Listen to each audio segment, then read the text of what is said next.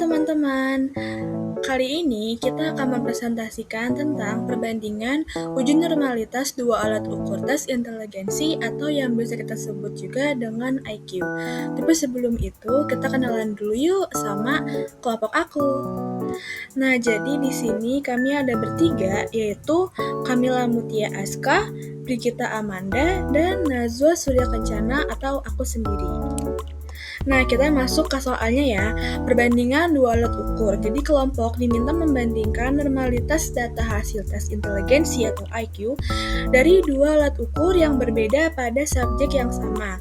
Tugasnya adalah uji normalitas kedua data tersebut dan tentukan alat ukur mana yang memiliki sebaran data paling mendekati kurva lonceng. Nah, jadi di sini kita sudah mempunyai 30 data alat ukur A dan alat ukur B. Di next slide kita akan menganalisis apakah alat ukur A itu dekat dengan kurva lonceng atau mungkin alat ukur B nih yang lebih dekat dengan kurva lonceng. Yuk kita simak baik-baik. Kita langsung aja masuk ke langkah-langkah menganalisis uji normalitas menggunakan SPSS. Langkah yang pertama adalah kita input datanya terlebih dahulu dengan kita mengklik variable view pada bagian bawah. Kemudian pada bagian kolom name kita isi huruf A dan huruf B. A itu menandakan alat ukur A dan B itu menandakan alat ukur B. Kemudian pada bagian desimal kita ubah menjadi 0 dua-duanya, dan untuk measure-nya kita pilih data scale. Kemudian kita klik pada bagian data view di bagian bawah dan kita masukkan data-data yang ada di slide sebelumnya ke dalam kolom A dan juga kolom B.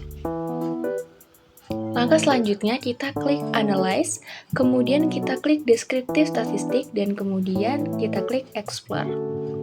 Selanjutnya kita masukkan alat ukur A dan alat ukur B ke kotak dependent list.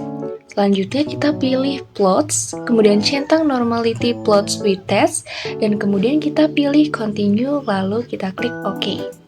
Kemudian kita dapatkan hasilnya di mana pada tabel tersebut menunjukkan hasil uji normalitas untuk dua variabel yaitu variabel A dan juga variabel B dengan jumlah sampel atau DF-nya sebanyak 30 orang. Karena kedua nilai sig-nya pada tabel tersebut yaitu Saviro-Weld baik 0,932 maupun 0,904 itu lebih besar dari 0,05, maka artinya bisa dikatakan bahwa data variabel A dan variabel B dapat berdistribusi normal. Tadi teman saya sudah menyampaikan bahwa secara statistik kedua alat ukur dinyatakan berdistribusi normal. Namun, apakah cukup sampai di situ? Nah, dalam statistika, selain angka, kita juga perlu konfirmasi visual. Karena di uji statistik terkadang sensitif terhadap sampel kecil atau outlier. Untuk itu, kita perlu melihat perbandingan histogram dari kedua alat ukur, supaya kita bisa melihat nih, mana alat ukur yang bentuk sebarannya paling mirip dengan kurva lonceng ideal, meskipun keduanya dinyatakan berdistribusi normal. Sebelum itu, saya akan menjelaskan langkah-langkah membuat histogram dengan kurva lonceng di SPSS. Pertama, buka menu Analyze, pilih Descriptive Statistic, lalu Frequencies. Kedua, masukkan variabel alat ukur A dan alat ukur B ke Variables, lalu klik Charts. Ketiga, pilih opsi histogram, lalu pastikan Show Normal Curve on Histogram sudah dicentang, lalu pilih Continue, lalu OK.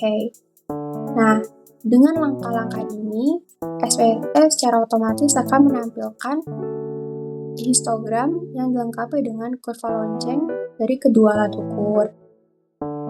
Ini hasil histogram dari SPSS. Sebelah kiri alat ukur A dan sebelah kanan alat ukur B. Perhatikan bentuk batang-batangnya terhadap kurva lonceng. Alat ukur A lebih simetris, puncaknya di tengah, dan dia kedua sisinya menurun dan seimbang. Mirip kurva lonceng ideal. Sedangkan alat ukur B, meskipun datanya normal, dia bentuknya tidak sesimetris alat ukur A. Ada beberapa batang yang agak timpang, sehingga dapat disimpulkan bahwa Secara visual, alat ukur A mempunyai sebaran data yang paling mendekati kurva lonceng dibandingkan alat ukur B.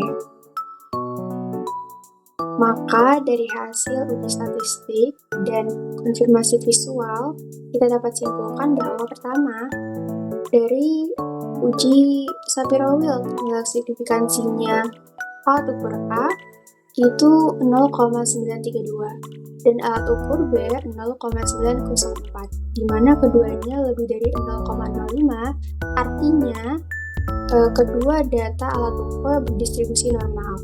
Kedua, meskipun keduanya berdistribusi normal, dari bentuk histogram terlihat bahwa alat ukur A lebih mendekati kurva lonceng dibanding alat ukur B. Jadi, alat ukur yang paling ideal distribusi normalitasnya adalah alat ukur A. Sekian presentasi dari kelompok 3. Terima kasih teman-teman yang sudah menyimak. Semoga video ini bermanfaat. Terima kasih dan sampai jumpa.